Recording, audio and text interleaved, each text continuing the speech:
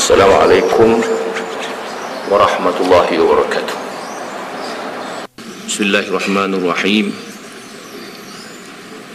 Alhamdulillahirabbil alamin. Wassalatu wassalamu ala sayyidil mursalin wa ala alihi wa ashabihi ajma'in. Rabbi shrah li sadri wa yassir li amri wahlul 'uqdatam min lisani yafqahu qawli. Subhanaka la ilma lana illa ma 'allamtana innaka antal alimul hakim. Muslimin dan muslimat yang dirahmati Allah, alhamdulillah pada malam yang pagi ini kita dapat meneruskan kuliah maghrib kita, mudah-mudahan dirahmati dan diridai oleh Allah Subhanahu wa taala. Dan pada malam ini kita akan sambung pasal yang kedua pada menyatakan menghilangkan akan duzuk yang beraib bagi badan. Dalam jasad kita ini, pada badan kita ini ada sesuatu yang patut dihilangkan, yang patut ditiadakan, yang patut kita buang dari jasad, dari badan kita. Seperti yang disebut oleh Imam Al-Ghazali dalam kitab Ihya Ulumuddin, ada 8 perkara. Ada 8 perkara yang patut dibuang. Pertama, rambut kepala. Rambut kepala ni pun patut dibuang. Dan tidak mengapa menyukur rambut kepala itu bagi seorang yang tidak berkehendak menyucikan akan kepalanya. Makna nak botak pun tak apa, nak botak pun tak mengapa, tetapi tidak sunat botak. Botak tidak sunat, melainkan umrah dan haji dan kanak-kanak yang berumur 7 hari. Maknanya botak tak cantik lah kita. Orang perempuan jangan buat perangai lagi, tak elok. Walau umrah, walau haji. Orang laki-laki memang disunatkan dibotakkan kepala setelah habis dia punya ihram dia, tahlul dia, boleh botak. Laki-laki sahaja yang sunat botak. Orang jangan buat botak, hukumnya makruh. Lebih-lebih lagi kalau tidak disukai oleh suaminya, hukumnya haram pula. Kalau suami kata jangan botak, jangan, dia botak dulu, nanti pensan suami dia. Ada suatu ketika seorang perempuan jumpa saya, "Ustaz, saya nak botak," dia kata. "Apa pasal? Ni Mekah ni." "Pasal suami saya tak betul. Dia marah suami dia nak botakkan kepala." Maka 3 orang saya yang boleh sunat botak, iaitu orang yang telah habis kerjakan haji, tahlul, dan orang umrah, dan kanak-kanak. Saya pesankan lagi sekali, masih banyak orang tak berapa faham bab membotakkan budak-budak. Setelah 7 hari sunat botakkan terus. Jangan tunggu kenduri lagi. Dia kata, tak botak kepala, belum kenduri lagi. Ingat, apabila 7 hari budak-budak itu hendaklah dibuangkan rambut kepala kesemuanya, hikmatnya untuk mencerahkan matanya, supaya matanya cerah. Rambutnya yang tumbuh dalam perut itu hendaklah dibuang. Kadang-kadang sayang nak buang, keriting sayang, dia lupa negro lagi keriting. Itu hukum dia. Itu yang pertama. Dan tidak mengapa meninggalkan akan dia bagi seorang yang menyisir akan dia dan berminyak akan dia. Maknanya tak mengapa botak, sebotak, jaga rambut, sisir, sikat elok-elok, dan berminyak. Memang Nabi pun suka minyakkan rambutnya. Nabi kelihatan rambutnya berminyak. Mana Nabi meminyakkan rambutnya. Dan tidak ada sebut, dan tidak sunat bercukur melainkan pada 3 perkara, iaitu haji, umrah dan kanak-kanak yang baru diperanakkan pada hari yang ke-7. Itu dia. Dan makruh kita potong separuh, tinggal separuh. Dulu kan rajin jambul tinggal. Dulu kan gitu. Tak belajar mana pula orang Melayu. Dia panggil al-qaza', dia panggil. Maknanya meninggalkan separuh, cukur separuh. Itu sebabnya kita pesankan kalau ke Mekah, kalau nak botak kepala, botak di kedai-kedai yang khusus. Jangan botak di tepi jalan. Kadang-kadang ada orang duduk tepi jalan tu, tengah-tengah gunting rambut separuh, buru dia Arab. Sudah tengah separuh tinggal tu. Tu pesan. Al-qaza' maknanya meninggalkan separuh, menggunting separuh. Sekarang dah tak ada lah mungkin. Dulu rajin. Gunting tinggal jambul sikit, cantik pula tu. Tu hukumnya makruh. Sama juga memakai kasut sebelah, makruh. Memakai kasut sebelah.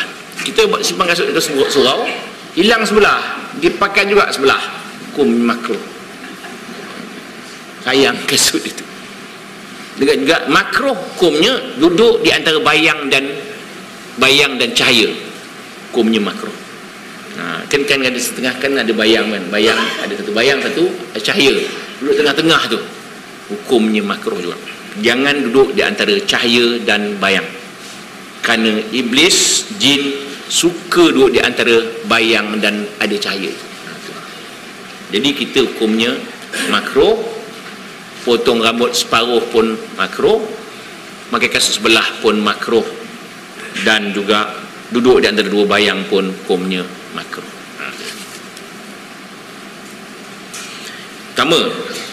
Yang kedua misai, dan sunat mengandam misai dan membaikkan janggut dengan diratakan dengan gunting.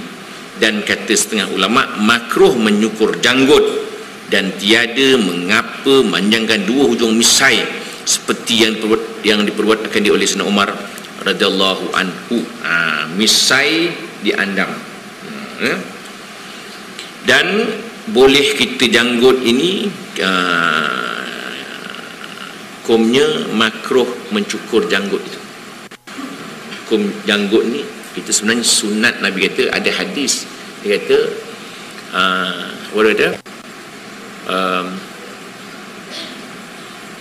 Nabi kata apa benda hadisnya, hendaklah menyimpan janggut dan menggunting misai. Khaliful musyrikin i'ful lihya. Apa benda hadisnya? Maknanya simpan janggut dan gunting misai. Dan janggut ni ada dua pendapat ulama. Ada ulama mengatakan hukum simpan janggut ni ialah wajib. Imam Nawawi kata hukumnya sunat. Sebaik ada ulama kata sunat, tidak berjanggut kita. Hukumnya sunat. Naklah kamu berbeza sedikit dengan orang-orang musyrikin, dia kata, simpanlah janggut dan guntinglah misai. Imam Nawawi kata sunat hukumnya menyimpan janggut. Jadi di sini dia kata misai kalau ujung merenting sikit tak apa. Sayyidina Umar misainya merenting di ujung tu. Walau bagaimanapun, yang ketiga mencukur bulu ketiak. Bulu ketiak hukumnya hendaklah dicabut atau dicukur. Kalau dicabut sakit, hendaklah dicukur. Jangan simpan lebih daripada 40 hari.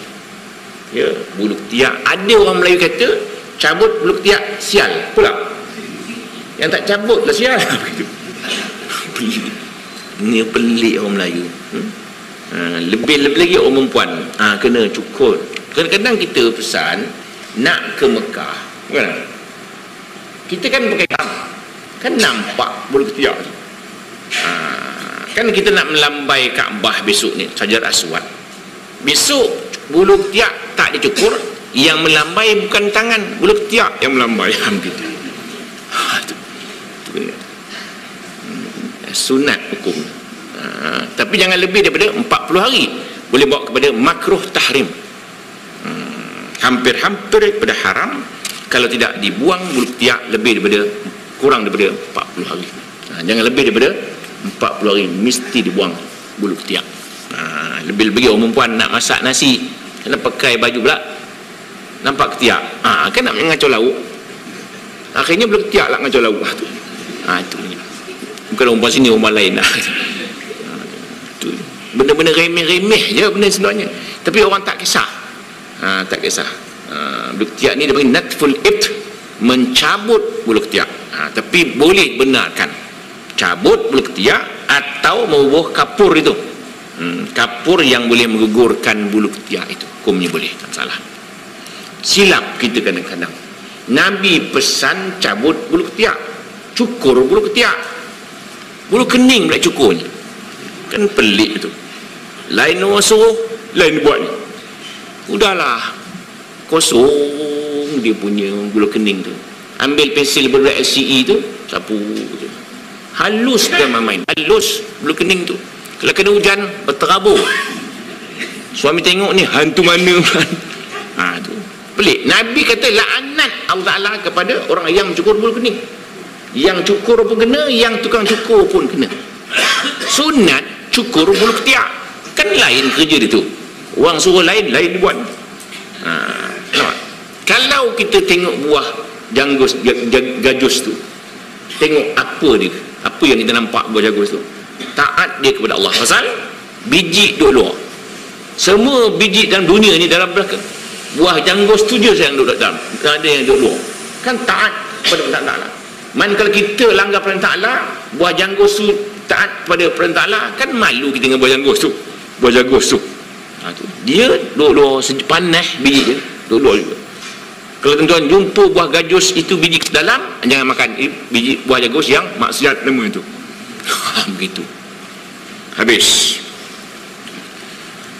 Kemudian yang keempat, bulu ari-ari, dan sunat menghilangkan dia dengan dicukur ataupun dengan kapur. Jangan ditakhirkan lebih daripada 40 hari. Kalau lebih 40 hari, syaitan dan iblis akan bergayut di situ, main buayan pula dia. Jadi tazan dia. Jangan, kena cukup. Tali ururai panjang di dalam tu. Yang kelima, kuku dan sunat kuku itu. Kerana sabda Nabi sallallahu alaihi wasallam bagi Abu Hurairah, ya Abu Hurairah, qallim asfarak, fa inna syaitan yaqudu ala ma tala minha. Maksudnya, hai Abu Hurairah, kerat ulimu akan kukumu, kerana syaitan duduk di atas kuku yang panjang. Yang panjang. Kadang orang suka panjang, perempuan rajin, kan? Lawa pula kuku dia tu, cantik buat. Hukumnya makruh. Syaitan duduk situ. Jadi suami pun pesan isterinya jangan panjangkan kuku. Bahaya dua. Syaitan satu, kalau suami marah, cakap muka kita tak pasal. Itu. Minggu ada kunci. Dan kata Imam Ghazali rahimahullahu ta'ala dalam Ihya Ulumuddin, walau kana tahta zafri wasakh fala yumna'u dhalika sihhatul wudu li'annahu la yumna'u usulul ma' li'annahu yatasahal fi lil hajah. Maksudnya, kalau ada di bawah kuku itu cemar-cemar, baik daki atau sebagainya, tidaklah menyebabkan semayang tidak sah. Semayang sah. Kuku panjang ni semayang sah juga. Tidak masalah. Walau bagaimanapun, kita diperintahkan supaya mengerat kuku dan membuang segala kekotoran yang dapat dalam kuku itu. Itu sebab daki ya.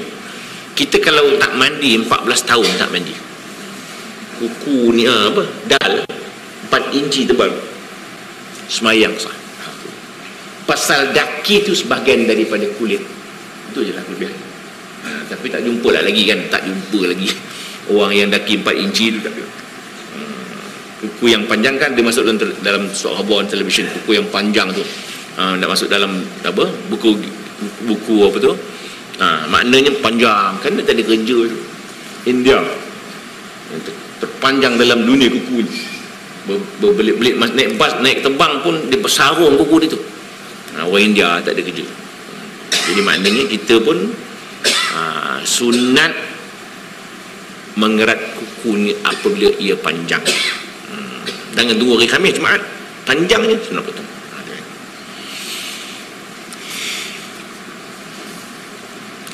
Yang keenam, pusat. Itu biasalah pusat tu. Kanak-kanak yang lahirkan sunat dipotong pusatnya. Dan yang ketujuh, khitanul walad, maknanya berkhitan. Berkhitannya orang Melayu panggil bersunat. Sebenarnya bukan bersunat, berwajib lah kan? Melayu silap. Khatan terjemahnya bersunat lah.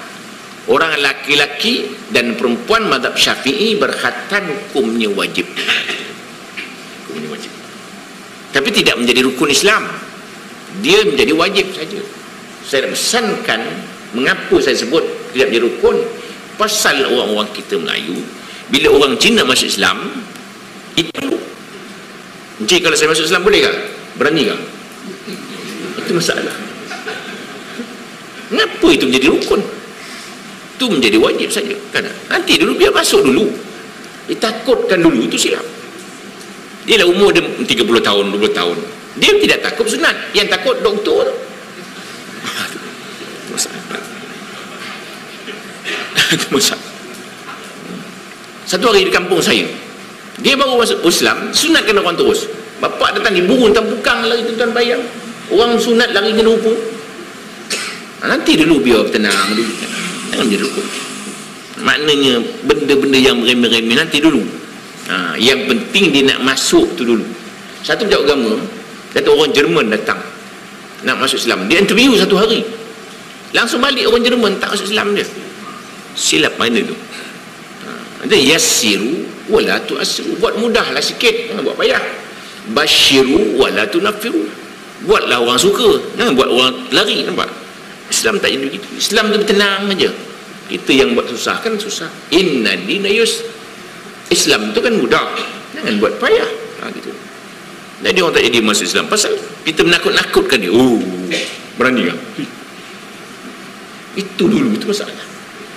Jadi kanak-kanak ni sunat dikhitankan pada hari yang ketujuh, tetapi dia kata elok lewat sikit sehinggalah tanggal giginya. Maknanya kerana untuk menyalahi orang Yahudi, tangguhkan sikit. Kata Imam Ghazali bahawa ahabbu ilayya wa ab'adu anil khatar, mentakhirkan khitan dan bersunat itu hingga tanggal gigi kanak-kanak lebih kasih kepada aku dan terlebih jauh daripada bahaya, lambat sikit. Dan sabda Nabi SAW lagi, al-khitan sunnatul lirijal wa makramatun linnisa, berkhitan itu sunat bagi laki-laki dan kemuliaan bagi perempuan. Dan bermula hukum khitan itu wajib atas orang yang akil baligh, sama ada laki-laki atau perempuan, pada mazhab imam kita Syafi'i rahimahullah. Mana bersunat ni lah, orang Melayu panggil bersunat lah. Berkhatan ini bagi mazhab Syafi'i, laki-laki pun wajib, perempuan pun wajib. Laki pun wajib, perempuan pun wajib. Tapi orang Melayu kita, Malaysia ni, dia itu yang difikirkannya. Tak semayang tak apa, jangan tak sunat. Jangan main kelebihan dia. Kalau tak sunat suruh kampung tahu, tak semayang tak apa, tak ada orang bising. Satu hari dia sebuah negeri yang sebut ke negeri mana lah, umur dah 25 tahun, dia nak kahwin, baru perasan belum sunat.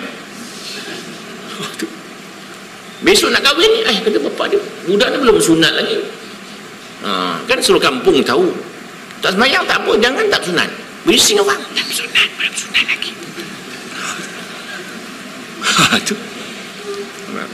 Itu orang Melayu lah kelebihan dia. Mana dia pilih Islam itu mana yang dia suka je. Yang sunat kena, kahwin dia ikut Islam, mati ikut Islam, yang lain tak payah. Itu kelebihan dia. Jadilah itu sebabnya pembahagian Islam itu ada beberapa pembahagian. Ada orang itu Islam lahirnya, hidupnya Islam, matinya Islam. Yang kedua, lahirnya Islam, hidupnya tidak Islam, mati pun tidak Islam. Ada orang itu lahirnya Islam, hidup tidak Islam, mati pun tidak Islam. Ada orang lahir pun tidak Islam, hidup tidak Islam, mati pun tidak Islam. Tak masalah. Sebab kita ni ada orang yang Allah hantar untuk beribadat dan untuk masuk syurga. Ada orang yang datang ni bukan untuk beribadat, tapi untuk masuk syurga, ada juga. Ada orang kerja datang beribadat, tapi bukan untuk masuk syurga, ada juga. Ada orang datang bukan untuk ibadat dan bukan untuk masuk syurga. Empat golongan. Kita di mana agak-agak. Yang pertama, dia datang ke dunia untuk beribadat dan untuk memenuh, untuk memasuki syurga. Yang kedua, datang bukan untuk beribadat tetapi untuk masuk syurga. Dia orang kafir, tiba-tiba nak mati entah di mana besok, hari ni masuk Islam dia. Itu untuk menukan syurga. Ada orang dia beribadat tapi nak mati buat perangai dia. Lagi 5-6 tahun nak haru biru pula dia. Dia ni memang datang untuk ibadat tapi bukan untuk masuk syurga. Ada orang itu berbahagia dalam dunia ni dan akhirat pun dia berbahagia. Ada orang berbahagia di dunia ni, tidak berbahagia di akhirat. Ada orang tidak berbahagia di dunia ni tetapi berbahagia di akhirat. Ada orang dunia pun tidak berbahagia, akhirat pun tidak berbahagia. Itulah kita nak menenungkan di mana arah kita sebenarnya. Bil zaman-zaman sekarang ini kita lihat dukkan nyawa manusia pun sudah tidak menentu. Dalam sihat segar megar, tiba-tiba mati tak tanpa sebarang amaran. Itu kan susah tu. Itu dia. Habis, kita balik. Hukum sunat 7. Yang ke-8 janggut, dia kata. Ajibtu li rajulin, kata An-Nakhai, ajibtu li rajulin aqilin tawil al-lihyah kaifa la ya'khudh min lihyatihi faj'aluha baina al-lihyatain fa inna at-tawassuta fi kulli shay'in hasan. Wujud heran aku bagi seorang lelaki yang berakal yang panjang janggutnya, betapa tiada mengambil ia dari perjanggutnya itu, maka menjadikan akan dia antara dua dagunya, maka kerana pertengahan dalam tiap-tiap sesuatu itu lebih baik. Maknanya hendaklah sederhana janggut, jangan terlalu panjang sangat. Apa dia makruh? Makruh 9 perkara dalam janggut. Pertama, menghitamkan janggut yang putih kerana menyerupai bagi orang muda, dan demikian itu ditegah oleh Nabi sallallahu alaihi wasallam. Dah janggut putih dah dihitamkan, makruh. Melainkan orang yang nak pergi perang lain, rambut putih pun boleh hitam, hukumnya boleh bagi orang yang pergi perang, pasal untuk menakutkan musuh. Kalau beruban mereka pergi perang, musuh tengok je tua-tua belaka dia kata. Jadi maknanya itu lain bab. Jadi di sini menghitamkan hukumnya makruh. Kemudian Nabi bersabda, khairu syababikum man tashabbaha bi syuyukhikum wa syarru syuyukhikum man tashabbaha bi syababikum. Maksudnya sebaik-baik orang muda kamu itu orang yang menyerupai dengan orang tua, dan sejahat-jahat orang tua menyerupai orang muda. Orang tua cara tua lah, muda cara muda lah. Kata Imam Ghazali, bermula maksud hadis itu diserupakan orang muda dengan orang tua. Itu serupa pada kelakuan orang tua yang berakal, bukan serupa akan tua pada memutihkan janggut. Maknanya maksud sebaik-baik orang muda itu macam orang tua perangainya, tapi dia tak boleh mutihkan janggut dia, tak boleh. Ingat, orang yang hitam janggutnya jangan diputihkan supaya nampak macam hebat. Kan orang tua jadi hebat pula, tak boleh. Yang maksudnya ialah perangai dia, perangai orang tua, bukan pakaiannya. Sebab kita buat sebenarnya tongkat tu sunat bawa umur 40 tahun ke atas. Ada dia hamlul asa sunnatul mu'min, sunnatul hamlul asa alamatul mu'min wa sunnatul anbiya. Membawa tongkat itu alamat orang beriman dan sunnah para nabi. Tapi ini belum disebar lagi, saya pun tak bawa. Kau bawa mendengar ada dia. Kan payah juga. Orang tak faham. Alamatul mu'min wasutul anbiya, tanda orang beriman bawa tongkat tu. Dan sunnah para nabi. Minggu depan boleh start beli tongkat dia. Gitu. Banyak keuntungan. Anjing lalu berlebih dengan tongkat tu boleh. Kan senjata zaman moden pun boleh juga. Itu zaman Nabi dulu kan semua buat pedang belaka dulu. Pedang yang bersarung, itu cara undang dia.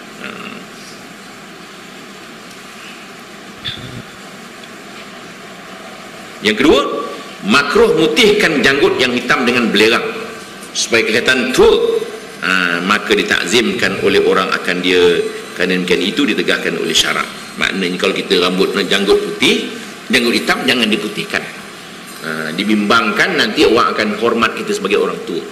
Kan di segi undang-undangnya kita mesti hormatkan orang tua, kena ingat. Maknanya Nabi kata laisa minna man lam yuqir kabirana, tidak masuk golongan kami orang yang tidak menghormati orang tua, wala yarham saghirana, dan tidak merahmati mengasihani orang muda di kalangan kami. Makna kita orang tua kena hormat. Itu sebab kita dulu orang tua dulu lah kalau berjalan dan kaki lah di kampung ni ada orang tu jalan kan dia tak berani lumba tu, tak berani potong orang tua tu. Kalau nak potong juga minta maaf tuan ya, makcik ya, saya dulu kan hormat tu. Orang tua dulu lah. Sekarang tak apa, dilanggarnya ada orang tua tu. Itu orang tua dulu, betul dah cara dia. Itu sebab Nabi dah pesan dah. Nabi pesan ceramah satu malam, Nabi pesan hormat orang tua-tua. Itu dia. Satu hari Sayyidina Abu Bakar radhiyallahu anhu, malam tadi dengan ceramah dah Nabi sebut hormat orang tua-tua. Pagi besok nak sembahyang subuh, jalan tengok tu ada orang tua yang sedang berjalan. Nabi Abu Bakar jalan pelan, tak lumba orang tua tu. Sampailah ke masjid, Nabi Abu Bakar terlewat. Pasal slow jalan, pasal orang tua tanya pesan. Sampai masjid, Nabi SAW